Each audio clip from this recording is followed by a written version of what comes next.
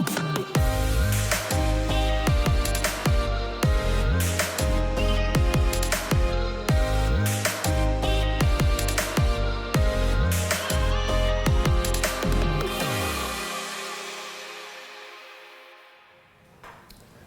I'm David Regelin, and this is Understanding Standing Postures Part 1. Today we're going to work on Warrior 1 and Triangle Pose.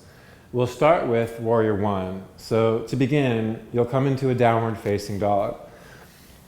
When you're in downward facing dog, we're going to cover it from even how to get from downward facing dog into Warrior 1. There's different approaches. What I would like you to do is find either that your palms are flat on the floor or you're on fingertips, which some people are very comfortable with, others are not. And the third option would be using blocks. The reason why I want you to use blocks or fingertips, or even keep your hands flat on the floor, is that I would like you to learn how to step the foot forward between the hands without having to shift your hips and your shoulders over to one side so that you have to swing the leg forward.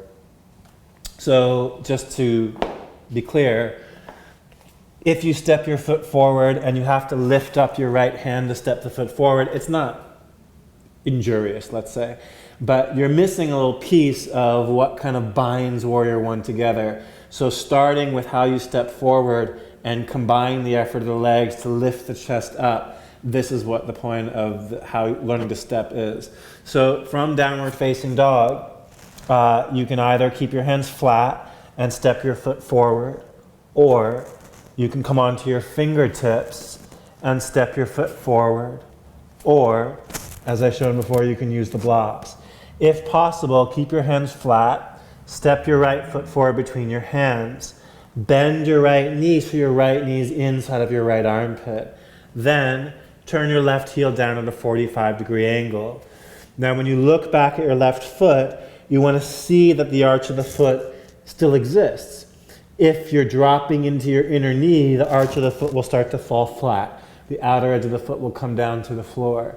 So by lifting your hips up a little bit, by pressing down to the outer edge of the left heel, by keeping the right knee in the right armpit but angling the right sitting bone back, you'll find that your left leg is anchored. And then from the legs, pressing down, the chest reaches forward. The arms can go out to the side. Your palms are turned up towards the ceiling. You're internally rotated in your shoulders. Then as you use your legs and your core to lift your chest up, you'll externally rotate, as in flip your palms up and lift your arms up and connect your palms, not above your head, slightly in front of you so you can see them. Then you press your fingertips together, lift your chest up, bend deeper into your right knee perhaps, as you lean back a little bit. Then you place your hands down, adjust your left foot, and step your right foot back. Starting with the other side, and this is one way, we're going to do another way in a moment. Step your left foot forward between your hands. Turn your right heel down. Now what you might need to do, and many of you should, is not just turn your heel down, but step the foot a little forward and out to the right, and then turn the heel down. This is because your hips are likely to swing out towards one side, towards your left. So that's typical. If you angle your left sitting bone back towards the arch of the right foot, you'll know you've done that work, so to speak, because the right leg will be empowered. You'll be using it without even having to think about it, just because the position of the hips will send your body weight into your right foot. Then, from the legs, from the core, palms facing up, lifting the chest up, externally rotating. Arms come up, palms come together, eyes lift up. I'm exaggerating here with this movement of the arms, but just so you get it, the idea is that the legs are lifting the chest, lifting the arms. You should feel like you could hold a giant atlas above your head. You take a deep breath, inhale, exhale your hands down, adjust your right foot, and step back to downward facing dog. So that's one approach. And I would suggest to begin, whether you're using Warrior 1 during Surya Namaskar B, or you're putting it somewhere else, in some sort of Vinyasa choreography, that you work on how you step into it, and that would be the simple way of stepping. That's a simple step. The slightly more complex way of stepping, although not much more, is to adjust the back foot first and step the front foot second. So it would go something like this. You're starting in downward facing dog.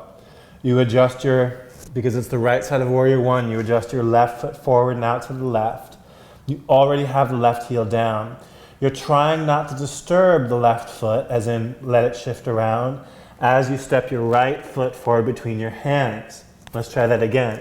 Starting from downward facing dog. Adjust your left foot to whatever 45, 47 degree angle, and then press your right foot forward. And then bend your right knee, and your right knee meets your right armpit. And arms out to the side. Inhale all the way up, connect the palms and look up.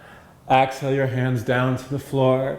Adjust your left foot and step back to downward facing dog.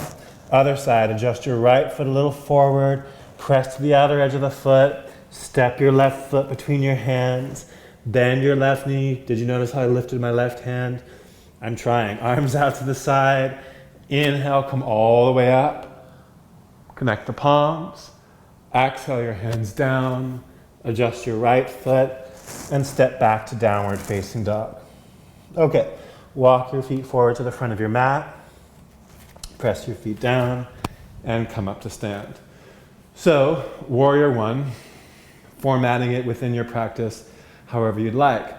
Here's triangle pose. Starting from the front of the mat, right foot steps back and you turn around. This is one way to step into it. Triangle pose, there's many different triangles in geometry, and there's no reason why there couldn't be more than one version of triangle pose in your yoga practice. But I'm going to speak to something along the lines of what you might consider to be a traditional triangle posture, but it might also veer from that path, depending on what path you walk. To begin, you're going to start with a little bend in your right knee. That might be different. Your first two fingers and your thumb, you reach down, you grab onto your right big toe. You want to run the middle finger of the right hand underneath the arch of the big toe. What this does is it lifts up the toe because your fingers are underneath, and it has you press down more into the ball of the right foot. The ball of the right foot pressing down helps lift the arch of the foot up, which lifts the inner right leg up. So you imagine a line from the big toe, traveling up the inner right leg towards your perineum, your center of gravity. You angle your perineum back towards the arch of the left foot. So rather than trying to stack your left hip on top of your right, you're actually pulling your right hip underneath your left, and your left hip will travel forward a little bit. You'll know you've taken this action because your left leg will be anchored. Once your left leg is anchored, you can keep your right knee bent or extend it, but use both legs to lift the right side of the waist. So the whole right side of the waist, instead of collapsing down or shrinking inward, lifts up. It's supported by the legs. You lift the right side of the neck. The neck is the spine, continuing into your head, if you will. So from the spine, the head turns, right? So rather than letting your head hang in the right side of the waist hang down, you're using the power of the legs to lift the chest, to lift the head, to turn the right eye, to see the left hand. So you're not going to throw your left hand back wherever. You're going to put it where you can see it. Once you see it, and you could even close your left eye and aim your right eye to your thumb. I see it. From your thumb, you travel down through your heart chakra, through your right arm, to your right big toe, up your right leg, down your left leg, from your left leg, across the right side of the waist, right side of the neck, right eye, turns to see the left hand. Basically what you're doing is you're tracing the posture. And even if you don't end up doing it the way I do it, it looks differently on your body, you have a different approach to it altogether, it's a very useful tool. Tracing helps you memorize. For you to send your mind through your body and travel and connect the dots from the right leg, down the left leg, across the right side of the waist, right side of the neck, right eye, turns to see the left hand. We turn around and we retrace our steps, literally. So you bend your left knee, you reach down towards the left big toe, you grab a hold of the big toe, and that helps you push down to the ball of the left foot, which helps you lift up through the arch of the left foot, up through the inner left leg, all the way towards your Perineum, you aim that back towards the arch of the right foot. You use both feet to lift the left side of the waist, to lift the left side of the neck, to turn the left eye and see the right hand. Once seen, something will change about it, right? So if you had your hand in some funky way, once you see it, you'll explain it. And that just means you'll make it clear, right? You'll take out any sort of fixation that you might have there. And you'll just open up the palms of the hand in the sense of breathing. From the right hand, you go down through the chest to the left arm, up the left leg, down the right leg, across the left side of the waist. And when you come out of it, you can bend the knee and come up to stand. And this is a way of embodying the entire terrain of the posture, right? You really travel the whole thing. Thank you very much, and I hope you got a good Warrior One triangle pose out of this.